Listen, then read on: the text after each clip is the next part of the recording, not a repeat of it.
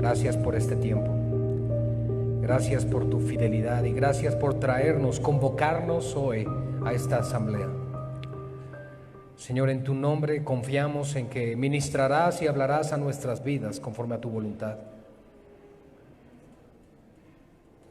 Quebrántanos, Señor, y permítanos reconocer tu mano, tu obra en nuestras vidas. Permítanos reconocer, Señor, y siendo honestos, nuestra debilidad, nuestra carencia, para que tú transformes, Señor, nuestras vidas con tu palabra. Llévanos a ser cada vez más conforme a la imagen de tu Hijo, y que la enseñanza del día de hoy traiga fe y esperanza a nuestro corazón, recordándonos que tú eres quien nos sustenta hasta el final. Hay alegría, Señor, en nuestras vidas, a pesar de la adversidad y las pruebas que enfrentamos en lo individual y colectivamente. Queremos pedirte, Señor, que tú seas glorificado, que tú seas exaltado y que todos los demás, Señor, nos gocemos en tu presencia y tu palabra. En el nombre de Jesús. Amén y amén. Que el Señor bendiga su palabra y me conceda ser útil en sus manos. Segunda de Reyes, capítulo 6, amados hermanos. Esta mañana el tema lo hemos titulado Fe y Esperanza. Y el propósito de esta enseñanza es precisamente eso: recordarnos que somos un pueblo que vive por fe, pero que también tiene esperanza en lo porvenir. Somos un pueblo que se sustenta por la gracia de Dios, un pueblo que se sostiene con la palabra del Señor, un pueblo que camina confiado, un pueblo que sabe y reconoce que su Dios está en el trono, un Dios que todo lo puede, que todo lo sabe y que cumplirá sus propósitos cabalmente conforme a sus promesas en cada una de nuestras vidas, porque Dios es fiel. Y lo que Él ha revelado en su palabra tiene el propósito de darnos a conocer su gloria, su persona, su majestad, sus atributos, su carácter, su corazón, pero también nos demuestra dentro de todo eso el gran amor y la compasión que tiene por cada uno de nosotros. ¿Saben? El tener fe no es sencillo. Por eso la Escritura nos dice que es un don que proviene de Dios. Porque cuando nosotros enfrentamos dificultades en nuestras vidas, y probablemente no situaciones tan graves, pero una diferencia en el matrimonio, una diferencia con los hijos, una situación laboral o en la escuela, nosotros en ocasiones nos estamos ahogando en un vaso de agua y no nos damos cuenta que en Dios está siempre la solución. La fe y la esperanza van de la mano con la oración, porque para que tú y yo podamos producir, por decirlo así, la fe y la esperanza en la palabra de Dios, tiene que haber comunión con la fuente de esa fe y de esa esperanza, Dios mismo. La Escritura nos enseña que tú y yo podemos accesar al trono de gracia en todo momento, en todo lugar, 24/7. Dios siempre está disponible para nosotros. Y saben, es interesante esto, porque en ocasiones nosotros nos ponemos a pensar, bueno, ¿realmente mi oración agradará a Dios? ¿Realmente estaré pidiendo conforme a lo que conviene? ¿Conforme a su voluntad? Y pensamos, bueno, probablemente si yo pido cosas tan insignificantes o si estoy orando por situaciones tan pequeñas, a Dios no le importe. No sea realmente tan agradable este tipo de oración a Dios. Pero entonces yo me pongo a pensar, ¿realmente qué sería grande delante de Dios para exponerlo delante de su persona? Nada. Todas las cuestiones que podríamos nosotros pedir son realmente insignificantes para el Todopoderoso. Y eso entonces nos debe llevar a pensar que Dios se compromete y le interesa lo más insignificante en nuestras vidas. ¿Y saben por qué? Porque es nuestro Padre. Y yo no conozco a ningún padre que realmente ame a sus hijos, que no le interese y no se preocupe aún por los más pequeños detalles de sus hijos. ¿Y saben por qué? Porque queremos, como padres, instruir, dirigir, corregir, disciplinar, amar, enderezar y tantas cosas que se hacen. Dios hace lo mismo. Y amados hermanos, como pueblo de Dios, no solamente debemos de vernos como la esposa de Cristo, claro que sí, es glorioso, pero eso es un evento que todavía no llega. Hoy en día tú y yo somos llamados, dice la Escritura, hijos de Dios. ¿Y qué implica el ser hijo? ¿Qué implica el tener ese título? Pues implican muchas cosas, responsabilidades ciertamente, pero hoy, amados hermanos, yo quiero dirigir esta enseñanza a lo que tiene que ver con la fe y la esperanza que nosotros tenemos en el Señor, en su palabra y en sus promesas. El capítulo 6 de Segunda de Reyes nos va a hablar del profeta Eliseo. Eliseo fue profeta, por supuesto, en la época de los reyes, y es durante el tiempo de la división de Israel, cuando Israel se dividió en el reino del sur y en el reino del norte. En el reino del sur estaba lo que es la capital, Jerusalén, con lo que es la tribu de Judá, y en el reino del norte había una ciudad que funcionaba como su capital. ¿Alguien sabe cuál era la capital del reino del norte? Samaria. Por eso los amados de Jerusalén, porque había una división cuando se separó el reino. Si han escuchado hablar de que la mujer samaritana, Juan capítulo 4, en el pozo, que no se llevaban entre sí, etcétera, bueno, hay que rastrearle un poco hacia atrás y te vas a dar cuenta porque existía esta diferencia, esta rivalidad. Bueno, el punto es que Eliseo era profeta en el reino del norte. Él se encargaba de profetizar al reino de Israel. ¿Y por qué es importante todo esto? Pues porque una vez que nosotros vamos a las Escrituras y abrimos la palabra del Señor, posterior al tiempo de los reyes y sobre todo después de Roboam, donde se separa el reino, debemos de comprender que los profetas que estuvieron profetizando, algunos de ellos profetizaban al reino del norte y otros al reino del sur. Así que cuando decía Israel, no se refería necesariamente a toda la nación, sino probablemente al reino del norte. Es interesante todo esto, mas no es el objetivo de hoy hablar de la monarquía en Israel, pero quiero que tengamos el antecedente, el contexto de la situación que se estaba viviendo. Eliseo, el profeta, era el sucesor de Elías, el profeta Elías. Elías fue llevado en unos carros de fuego, un acto así impresionante que pudo ver incluso su sucesor, su discípulo Eliseo. Pero ahí había ciertas diferencias entre Elías y Eliseo. Elías, por ejemplo, tenía un ministerio muy visible. Él era muy reconocido en Israel. Él profetizaba ante príncipes. Era alguien conocido, opulento en todos los aspectos. Incluso se atrevía, ¿verdad?, a decapitar a todos los profetas de Baal, enfrentar a esta mujer Jezabel y toda esa historia que vemos en el contexto de la vida de Elías. Un hombre que era un poco depresivo, pero era un hombre que realmente tenía fe en el Señor. Pero de pronto aparece Eliseo. Y aunque Eliseo repitió muchos de los milagros que Elías realizó, su contexto ministerial fue un poco más privado, más en lo íntimo. Y cuando estaba Eliseo como profeta en el reino del norte con Israel, había algo llamado la escuela de los profetas. Y es muy interesante esto porque Dios tenía una escuela donde capacitaba y preparaba profetas. Porque Dios en un tiempo habló, por ejemplo, por Moisés, y después que el pueblo abandonó la ley, ¿qué le envió Dios? Les envió jueces.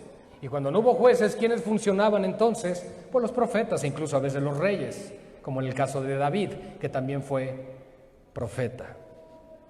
Entonces, hermanos, teniendo el contexto de todo esto, quiero que vayamos a Segunda de Reyes 6, para que sepamos un poquito la historia de lo que acontece. Dice la palabra del Señor en Segunda de Reyes, capítulo 6. Los hijos de los profetas dijeron a Eliseo: he aquí, el lugar en que moramos contigo nos es estrecho. Vamos ahora al Jordán y tomemos de allí cada uno una viga y hagamos allí lugar en que habitemos. Y él dijo: andad. Y dijo uno: te rogamos que vengas con tus siervos. Y él respondió: yo iré. Se fue pues con ellos, y cuando llegaron al Jordán, cortaron la madera, y aconteció que mientras uno derribaba un árbol, se le cayó el hacha en el agua, y gritó diciendo: ¡ah, Señor mío, era prestada! El varón de Dios preguntó: ¿dónde cayó? Y él le mostró el lugar. Entonces cortó él un palo, y lo echó allí, e hizo flotar el hierro, y dijo: tómalo. Y él extendió la mano, y lo tomó. Esa es la primera parte que vamos a ver. Los hijos de los profetas, como es de entender, Eran personas muy pobres, eran muy humildes. Dios se encargaba no de utilizar a los grandes, no de utilizar a aquellos que tenían renombre, sino de aquellos que en su condición natural, física y de apariencia no tendrían algún valor para el resto del mundo. ¿Con qué propósito? Para que los ojos del mundo no fueran puestos en ellos, sino en Dios. De la misma forma Dios lo hace con nosotros. Pues mirad vosotros, hermanos, dice 1 Corintios 1 el apóstol Pablo, que no somos muchos nobles, ¿verdad? Sino que lo vil y lo menos preciado de este mundo ha escogido Dios. ¿Dios puede salvar a alguien grande como un presidente o algo? Claro que sí lo puede hacer y seguramente lo ha hecho en algún momento, pero no es el punto aquí. El punto es, amados hermanos, los profetas vivían en pobreza. Ellos eran siervos de Dios, unidos, y vivían realmente, hace rato se oraba, en que hubiera unidad, que existiera un solo corazón. Y ellos realmente amaban a Eliseo. Estos profetas le dijeron, el lugar donde estamos contigo es muy pequeño, necesitamos edificar algo más. Y de pronto piensan, pues vamos al Jordán y vamos a cortar algo de madera. Ahora, si has estudiado un poco de la historia del Antiguo Testamento, tú vas a saber que la madera que existía en Israel no era buena. De hecho, para construir el templo tenían que traer madera de otros lugares para poder construirlo. Eso significa que la madera, como la acacia que pudieron utilizar ahí para la construcción de esta pequeña escuela de profetas, era un lugar muy humilde. Esto nos va dando un contexto de humildad, un contexto de seriedad al asunto. Además de que van al Jordán, los alumnos le piden a su maestro, acompáñanos tú. Normalmente los maestros no acompañan a sus hijos, a los alumnos. Y normalmente los alumnos no quieren que sus maestros los acompañen a todo lugar, y menos que moren en la misma casa. Pero en este caso era diferente.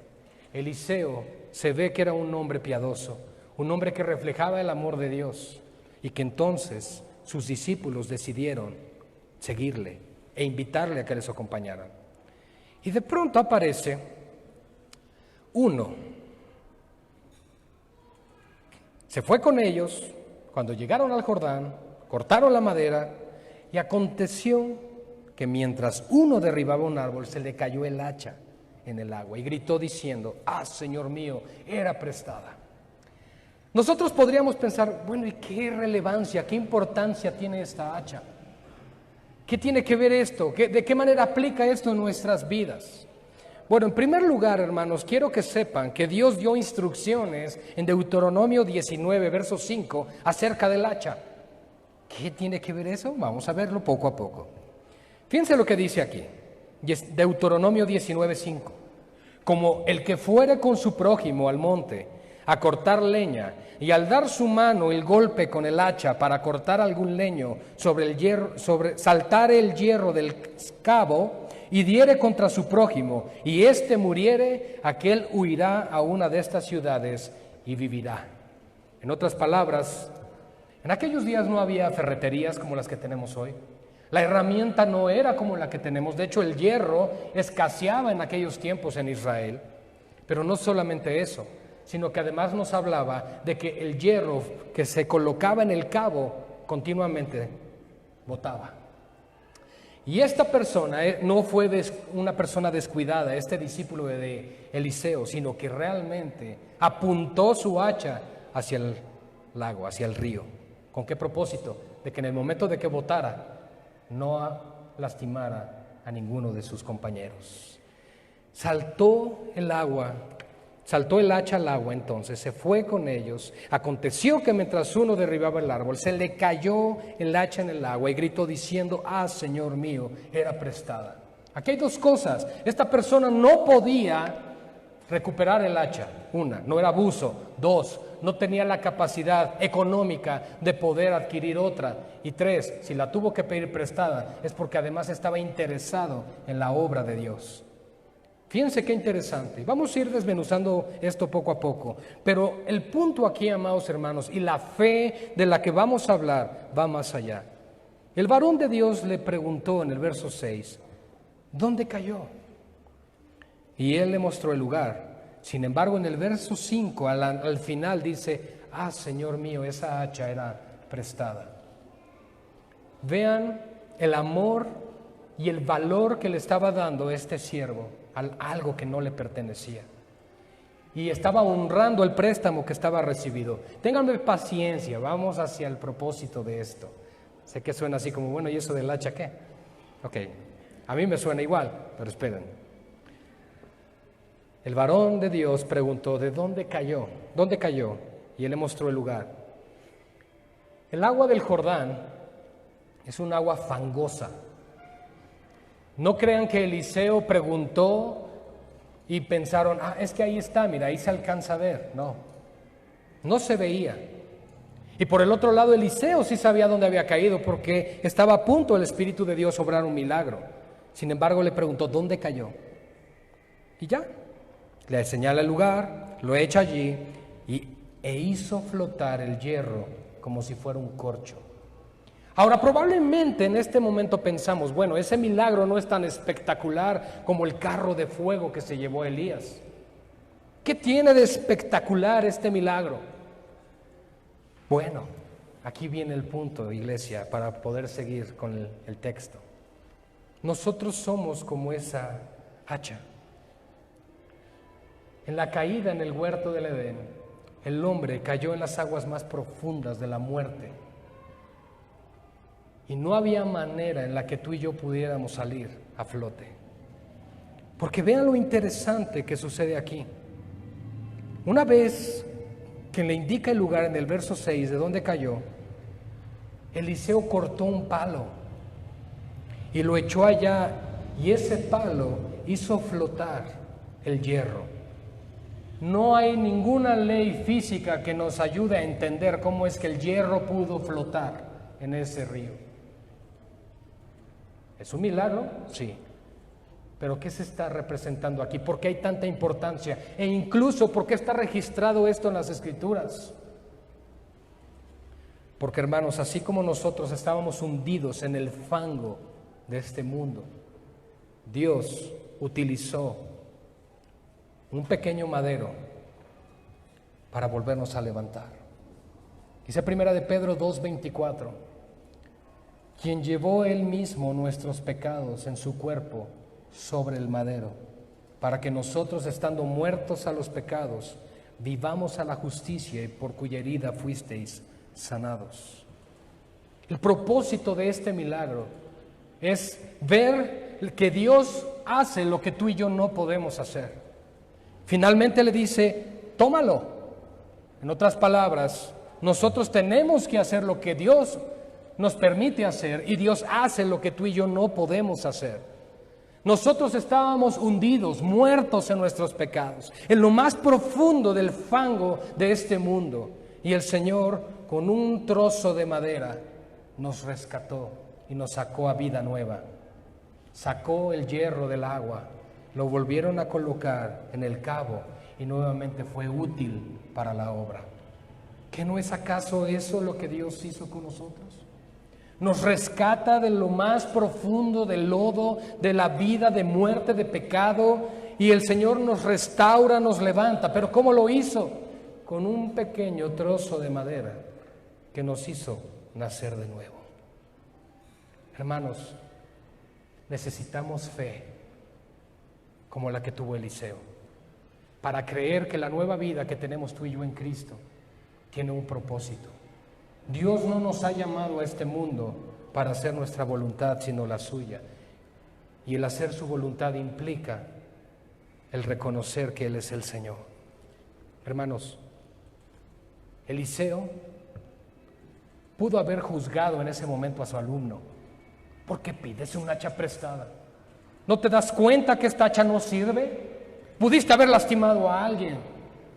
Y muchas cosas más, pero su maestro no en ningún momento condenó ni atacó a su discípulo, sino que había un propósito detrás de todo esto, porque es un milagro grande.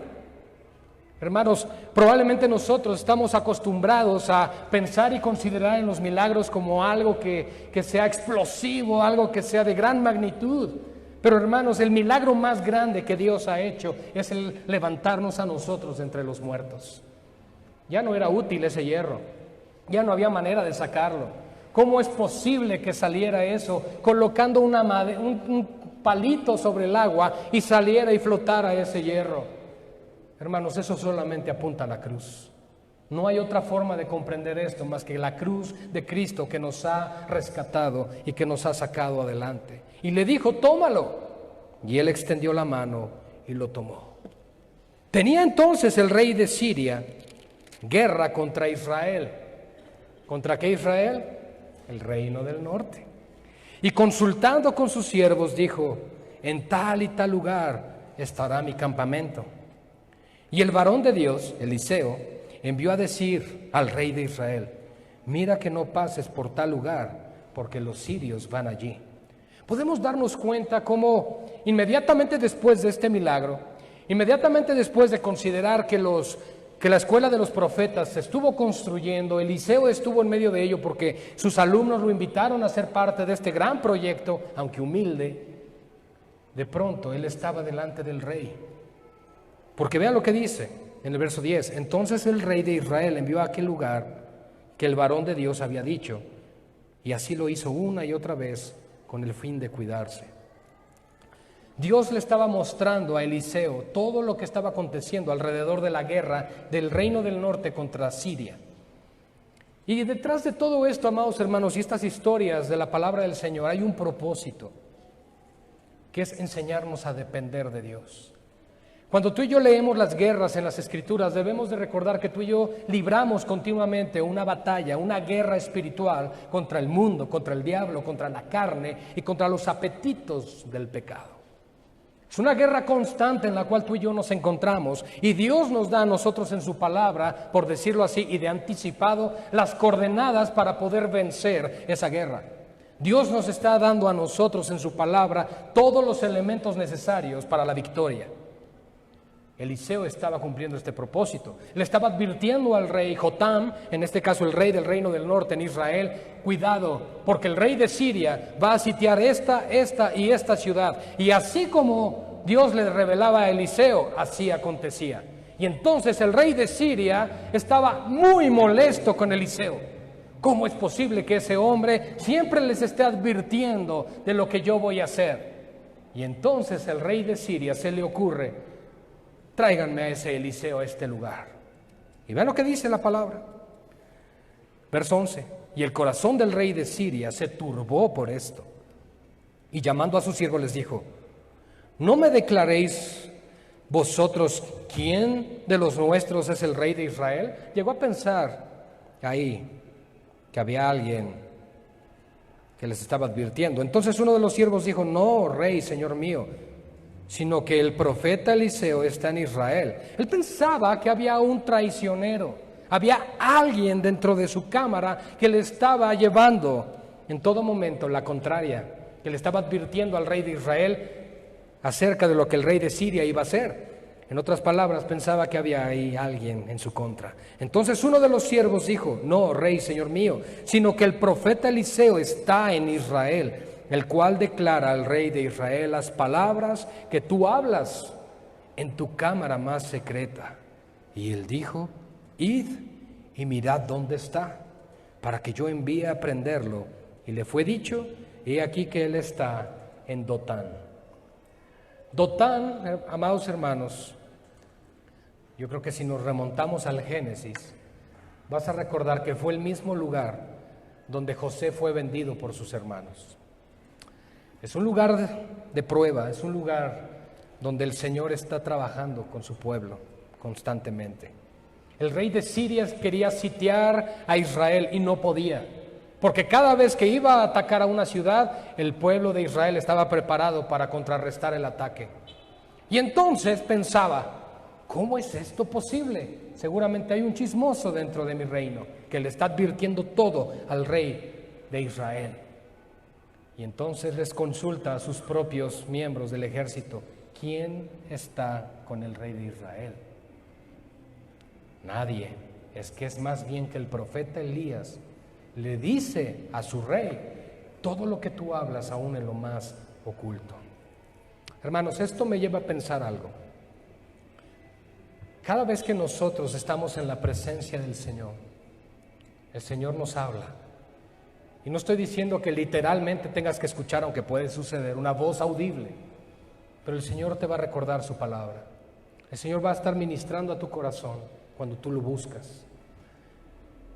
Triste y lamentablemente quiero decirles que hay una mala interpretación con la sola Escritura. Y no una mala interpretación de parte de los que la creemos, la enseñamos y la promovemos, sino de aquellos que no la han estudiado y no la comprenden. Nosotros sabemos que la sola Escritura para nosotros es que la palabra de Dios es nuestra única fuente de fe, norma y conducta. Pero triste y lamentablemente algunos enseñan que la sola Escritura limita al Espíritu Santo para hablar a la iglesia. Y que si el Espíritu de Dios no puede hablarnos porque solo nos limitamos a lo escrito, entonces no estamos en comunicación con el Dios vivo. Pero creo que hay un grave error ahí, porque la misma sola Escritura nos dice que nuestro Dios habla. Dios sigue hablando, y no solo a través de su palabra. En Joel encontramos sueños, encontramos visiones, encontramos palabras de profecía, y todas deben ser filtradas por la sola Escritura, eso sí. Pero ¿qué quiere decir esto, hermanos? Que en la cámara más secreta donde tú te encuentres, Dios va a hablar a tu vida. Jesús prometió que si tú y yo buscábamos en lo secreto al Señor, el Señor nos responde y está ahí con nosotros. El varón de Dios entonces advirtió a su rey: cuidado, cuidado, porque el rey de Siria quiere sitiarte. Entonces, verso 12, amados hermanos, uno de los siervos le dijo: no, señor mío, sino que el profeta Eliseo está ahí. Y él dijo: id y mirad dónde está, para que yo envíe a prenderlo. Y le fue dicho: he aquí que él está en Dotán. Entonces envió el rey allá gente de a caballo y carros y un gran ejército, los cuales vinieron de noche y sitiaron la ciudad. Imagínense la situación en la que se estaba encontrando Eliseo en este momento. Solamente por un momento reflexiona y piensa: ¿cuántas veces incluso las tinieblas se han puesto en contra tuya? ¿Saben? Tenemos una lucha contra carne y sangre. ¿Sí o no? No digan amén porque no es correcto. Nuestra lucha es contra principados, huestes y potestades. Nuestra lucha no es con las personas, nuestra lucha es con el enemigo de nuestras almas. Hay una lucha constante con el reino de las tinieblas, donde tú y yo tenemos que levantarnos a hacer frente en oración, teniendo fe y esperanza en lo que Dios ha prometido en su palabra. Su palabra, amados hermanos, nos enseña que nuestra lucha no es contra sangre y carne, sino contra estos huestes y principados, potestades. ¿Qué tenemos que hacer nosotros? Prepararnos en oración, buscando al Señor, buscando su presencia. Porque lo que hace el enemigo es intimidarnos, llevarnos al punto de dudar de Dios, de que tú y yo no confiemos en Dios, de alejarnos de Dios, de humillarnos, de condenarnos con esos dardos de fuego, los pensamientos que nos dicen: tú no vales, tú no sirves, recuerda lo que hiciste, tú crees que Dios te ama así, tú crees que Dios te perdona así, prometiste hacer esto por el Señor y no lo hiciste, hiciste todo lo contrario, etcétera, etcétera, etcétera. Hay momentos de opresión en los cuales las tinieblas rodean nuestras vidas. Sí sucede, iglesia. Pero Dios es grande en misericordia. En este momento, el alma de Eliseo se pudo haber turbado por la situación. Él confiadamente caminaba con sus discípulos. Él confiadamente obraba milagros con la ayuda del Señor. Él confiadamente le revelaba lo que el enemigo quería hacer y Dios lo respaldó en todo. Pero de momento, un ejército venía ahora no contra el rey de Israel, sino contra Eliseo. ¿Cuál es tu reacción cuando las cosas se ponen en contra tuya? Qué fácil es orar por otros que están en necesidad. Qué fácil es decirle: todo estará bien, Dios es bueno, Dios es fiel, déjame orar por ti.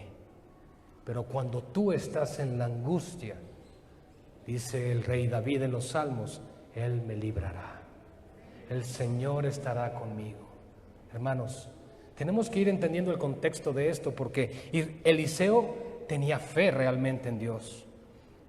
Y ese es el llamado que debemos de tener nosotros como pueblo de Dios, como iglesia, ser un pueblo de fe. Un pueblo que entiende que en medio de la adversidad y la prueba, incluso cuando un ejército enemigo viene en contra tuya, el Señor te mantendrá en pie. Miren lo que sucede, hermanos. Entonces envió el rey allá gente de a caballo y carros y un gran ejército, los cuales vinieron de noche y sitiaron la ciudad. Medita por un momento, ¿por cuántas personas iban? Iban por uno, iban por Eliseo. Pero ¿por qué el rey de Siria tomó la ocasión para enviar a todo este gran ejército para prender a Eliseo? Porque sabía que Dios estaba con él. Claramente se le había revelado en el versículo 10, dice: entonces el rey de Israel envió a aquel lugar que el varón de Dios había dicho, y así lo hizo una y otra vez con el fin de cuidarse, y el corazón del rey de Siria se turbó. ¿Cómo es posible que esto suceda? ¿Por qué es que este rey de Israel, tan insignificante, que no tiene ejército, que no tiene gran poder militar, cada vez que vamos a sitiar una de sus ciudades, nos puede repeler? ¿Por qué? Y entonces su siervo le dijo en el verso 12, no, rey mío, el problema no es que haya un enemigo dentro de nuestras filas, sino que Eliseo está en Israel. Ahora, esto no se trata de motivarnos emocionalmente, pero yo sí veo algo aquí. Cuando un hijo o una hija de Dios está en un lugar, el Señor está con esa persona. Dice, he aquí donde esté mi hijo o mi hija, yo estaré con él, dice el Señor Jesucristo. Hermanos, tú y yo somos un reflejo de la gracia de Dios, pero también del poder de Dios en todo lugar donde estemos. Yo creo que muchos de nosotros podemos tener testimonio de cómo han querido obrar en alguna situación en nuestra contra y el Señor ha salido por nosotros. Porque la palabra de Dios dice, si Dios es por nosotros, ¿quién contra nosotros? Iglesia, recuerda eso hoy. Dios es por ti, Dios está para ti. Cuando vivimos de acuerdo a su voluntad, eso nos queda claro. Pero vamos a hacer un momento a un lado eso, pensando que con el favor del Señor todos estamos viviendo en obediencia a la palabra del Señor. Quiero que sepas algo: Dios está por ti y para ti. Dios pelea la batalla por su iglesia. Dios pelea la batalla por su pueblo. Dios levanta un pueblo de fe, un pueblo de esperanza, un pueblo que no se intimida ante ningún enemigo, por más fuerte y grande que parezca. Porque entonces el rey que envía esto, en el verso 15 dice, y se levantó de mañana, ¿quién? Eliseo. Y salió el que servía al varón de Dios, es decir, salió el siervo de Eliseo, uno que lo acompañaba. He aquí el ejército que tenía sitiada la ciudad, con gente de a caballo y carros. Entonces su criado le dijo, Señor mío, ¿qué haremos? Imaginen por un momento la escena. Este profeta de Dios viviendo confiado. Igual de confiado que Jonás, que mientras las aguas turbulentas estaban ahí, por su culpa, él dormido, ¿verdad? Bueno, este hombre estaba confiado, Eliseo. Durante la noche sitiaron la ciudad. Mi pregunta es, ¿ustedes creen que Dios no le dijo a Eliseo lo que sucedía? Claro que sí. Si le estaba revelando cada vez cuando iba a sitiar el rey de Siria a Israel, que no lo hiciera cuando iban ahora contra él directamente, claro que sí. Y se levanta confiadamente. Yo me imagino la escena, saliendo Eliseo de su chocita con su cafecito recién hecho, mirando alrededor, probablemente hacía frío ahí en Israel, con un cobertor en las espaldas. Se antoja la escena, ¿no? Y de pronto sale su siervo y él le hace, ay Señor, ¿y ahora qué hacemos? Hermanos, yo creo que si tú y yo hubiéramos sido el siervo de Eliseo, hubiéramos hecho lo mismo. Y terminando la frase, corremos. Se levantó el siervo y le dijo, ¿qué haremos? Y vean la respuesta de Eliseo, hermanos. Y esta es la respuesta de un hombre o una mujer que sabe depender de Dios. Él le dijo, no tengas miedo. No tengas miedo. Iglesia, no tengas miedo. No hay enemigo que pueda contra nuestro Dios. No tengas miedo. porque más son los que están con nosotros que los que están con ellos. Recuerdo muy bien la frase de Martín Lutero cuando dijo: si Dios está contigo, eres mayoría. Y si Dios está contigo, iglesia, si Dios está en tu vida, en tu familia, no te preocupes, ocúpate. Eliseo se ocupaba en la obra de Dios. Eliseo no esperaba que de una manera sobrenatural todo aconteciera. Él vivía en comunión con Dios. ¿Quieres tener fe? ¿Quieres tener esperanza? ¿Quieres que Dios pelee las batallas por ti? Busca al Señor en la intimidad. Ora más, iglesia. Búscale más. Busca más su rostro. Escucha, no tengas miedo. Y aún así yo imagino a este siervo en lo natural, aún escuchando a su maestro, a pesar de los grandes milagros que él había visto, que no tenga miedo. Pues ¿qué no estás viendo? Todo este ejército ha sitiado la ciudad. Nada ni nadie nos puede salvar, Eliseo. Es justo en ese momento donde Dios nos quiere a ti y a mí, cuando digamos, ¿qué hago? Porque no sé qué hacer. Y yo creo que muchas veces te has encontrado en esa situación, donde dices, no sé qué hacer.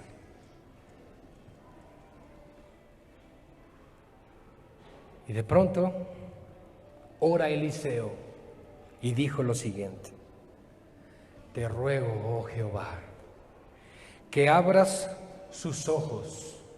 ¿De quién? De su siervo, para que vea.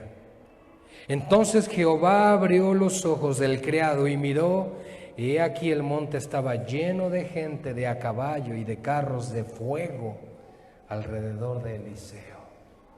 ¡Wow! Esos carros de fuego, como en el que se fue Elías, maestro de Eliseo, de pronto su siervo mira alrededor y ve todo un ejército celestial.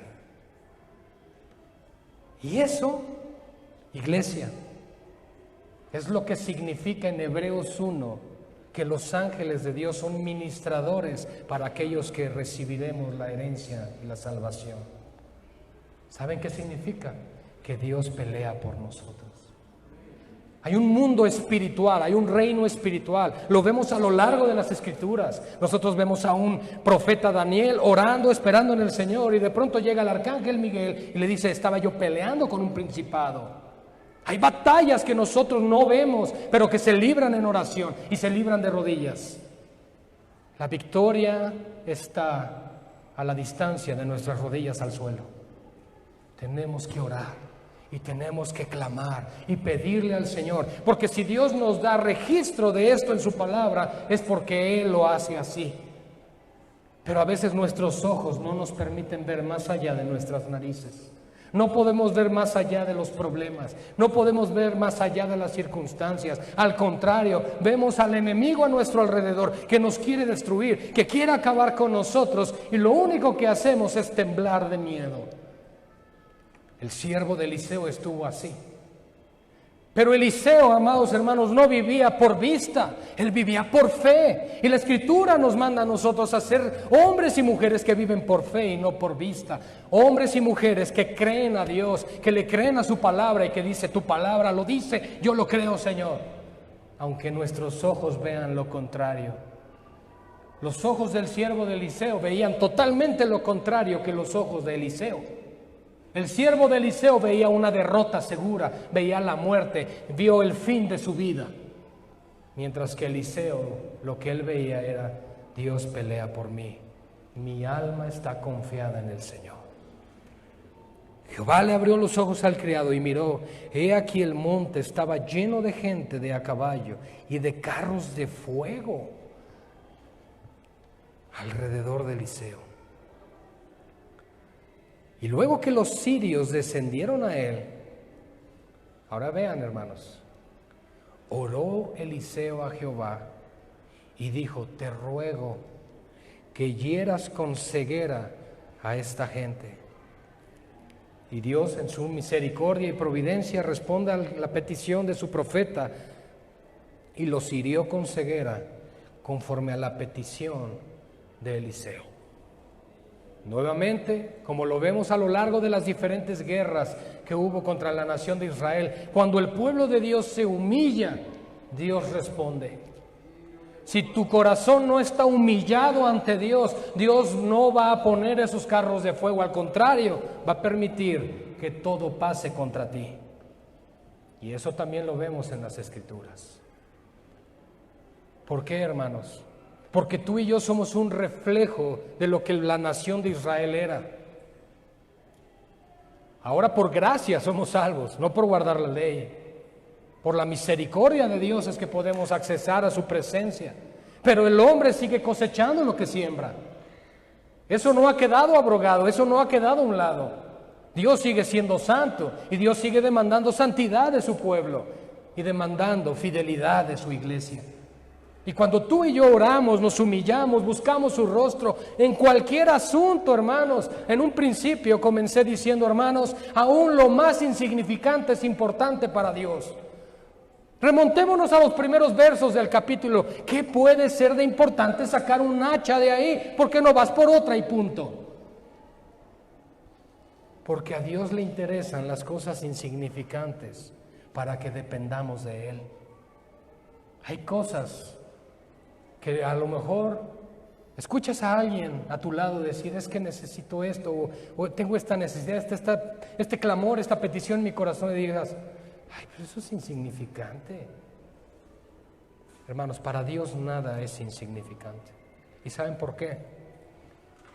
Porque a Dios le importas, a Dios le preocupas en lo personal y en lo individual. Y saben, sí, hermanos, tenemos emociones. No vivimos por emoción, vivimos por convicción. Pero las emociones están ahí. Y en ocasiones las emociones nos pueden jugar un mal rato. Y podemos estar en una situación de tristeza, de dolor, de depresión. Aunque creas en Dios, aunque su palabra está ahí para sostenerte, tus emociones están ahí. ¿Qué haces en ese momento? Lo único que puedes hacer es pedirle a Dios que te ayude a ver con sus ojos. Que puedas ver que en Él está la victoria, que en Él podrás salir avante de cualquier situación. Jehová abrió los ojos de su siervo, vio todo esto, y luego además de eso, cuando ya venían contra ellos, Él clamó a Dios y le dijo, Señor, ségalos. Y el Señor respondió. Aún a tus enemigos el Señor confundirá. Ninguna arma forjada contra ti prosperará, dice la palabra del Señor. ¿Por qué, hermanos? Porque en Cristo tenemos la victoria. Y por el otro lado, hermanos, debemos recordar, por lo tanto, el tema de hoy, fe y esperanza. Ser un pueblo de fe, ser un pueblo que tiene esperanza. Y ser un pueblo que tiene fe no implica solamente creer, sino creer en qué. Vamos a creerle a Dios, vamos a creer en su palabra, vamos a creer en sus promesas, vamos a creer lo que Él ya dejó en la Escritura. Luego que los sirios descienden a él, oró Eliseo. Y después les dijo Eliseo, verso 19, no es este el camino. Ahorita explicamos esto. Ni es esta la ciudad. Seguidme y yo os guiaré al hombre que buscáis. Y los guió a Samaria. Miren qué astuto. Mira, Señor, ayúdanos, y envía un ejército. Mira, Señor, confúndelos, y los cegó. Y además, ya que llegan con él, les dicen, no, yo no soy Eliseo, no está aquí, síganme, los llevo con él. Y los llevó con su rey. ¿Se dan cuenta de lo que está sucediendo aquí? Dios puso en las manos de Eliseo a sus enemigos. Pero lo que está por suceder todavía es más impresionante. Miren, después les dijo Eliseo, 19, no es este el camino, ni es esta la ciudad. Síganme y yo os guiaré al hombre, o sea, Eliseo, él mismo, que buscáis. ¿Y a dónde llevó al ejército sirio? A Samaria, a la capital de Israel. Y cuando llegaron a Samaria, dijo Eliseo, Jehová, abre los ojos de estos. ¿Recuerdan que iban ciegos? no veían nada, estaban cegados. Abre sus ojos para que vean. Tenía buen sentido del humor, ¿verdad, Eliseo? Y Jehová abrió sus ojos y miraron y se hallaban en medio de Samaria. ¿Se imaginan? Tú podrías pensar, oye, qué bendición que Dios ponga así todos mis enemigos en ese punto. Pero ¿sabes? El corazón de Dios va más allá de lo que a veces pensamos. Cuando el rey de Israel los vio, dijo a Eliseo, y miren cómo le llamó el rey al profeta: ¿los mataré, padre mío? Se reconoció en todo momento que era un siervo de Dios, que incluso el rey lo llamaba padre. Y él le respondió: no los mates, no los mates. Y les hace una pregunta, y le hace una pregunta a Eliseo al rey: ¿matarías tú a los que tomaste cautivos con tu espada y con tu arco? Pon delante de ellos pan y agua, para que coman y beban y vuelvan a sus señores. ¿Pero cómo? Eliseo, es el ejército enemigo. Los tenemos aquí, los podemos acabar. Pero Eliseo está hablando en nombre del Señor. El nombre del Señor que dice: aun si tu enemigo tuviere sed, dale de beber. Porque esto no es más que una muestra del poder y la autoridad que Dios tiene sobre todos.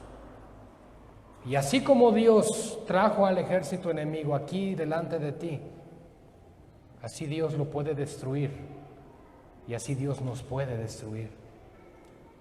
Lo que Dios quería mostrar al rey de Israel en este momento era: tienes que aprender a depender de Dios. Tienes que aprender a esperar en el Señor. Muchas veces nosotros nos vamos a encontrar en situaciones o circunstancias, amados hermanos, precisamente similares.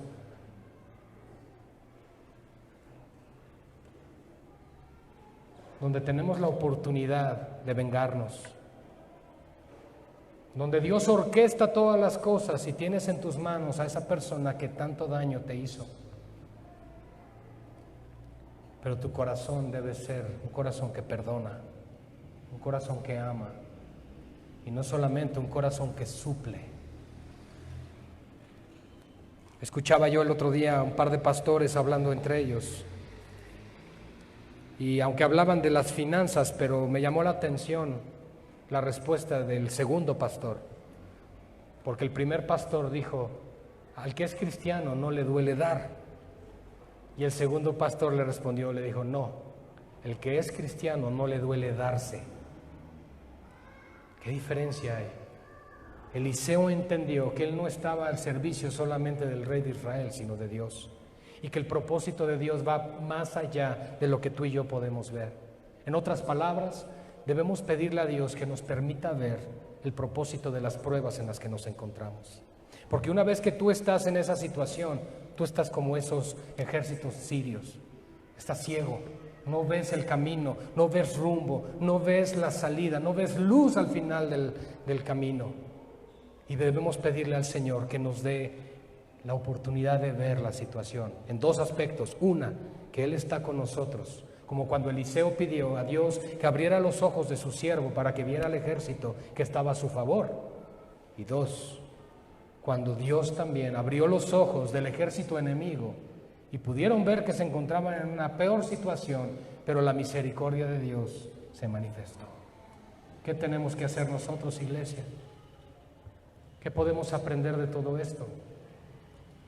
Muchas cosas, pero la más grande de ellas es aprender a depender de Dios, aprender a tener nuestra fe en Él, no en las circunstancias. Las circunstancias no pueden determinar tu situación, ni tu corazón, ni tu gozo, ni tu alegría. Es Dios el que determina en nosotros nuestro gozo, nuestra fuerza, porque Él está con nosotros. Oremos, iglesia. Padre, gracias por tu palabra. Señor, gracias por esta hermosa reflexión. En primer lugar, acerca de esa hacha que, aunque en lo natural pareciera una historia sin propósito, Señor, tú nos dejas ver que cuando estábamos hundidos en el fango del mundo, del pecado, de la inmundicia, fue el poder de la cruz de Cristo que nos levantó y que nos sacó a flote nuevamente, devolviéndonos por tu gracia o dándonos la esperanza de una nueva vida. Señor, gracias porque podemos ver, Padre, que en esa nueva vida que nosotros tenemos, nosotros ya no debemos caminar por vista, sino por fe. Y que no importan los enemigos que nos rodeen, no importan las circunstancias en nuestra contra, la adversidad que estemos enfrentando, tú siempre estarás con nosotros. Padre, danos esta fe, esa fe que cree aún en lo que no se ve, esa fe, Padre, que cree en la providencia de Dios en todas las situaciones de la vida. En ocasiones, Señor, nosotros mismos nos limitamos al orar, pensando en que tú no escuchas al clamor de cosas tan insignificantes. Pero realmente todo lo que podamos pedir es insignificante, Señor, porque tú todo lo tienes y tú eres el Señor. Padre, gracias por tu palabra y gracias por permitirnos recordar el día de hoy que tú vas delante de nosotros como poderoso gigante.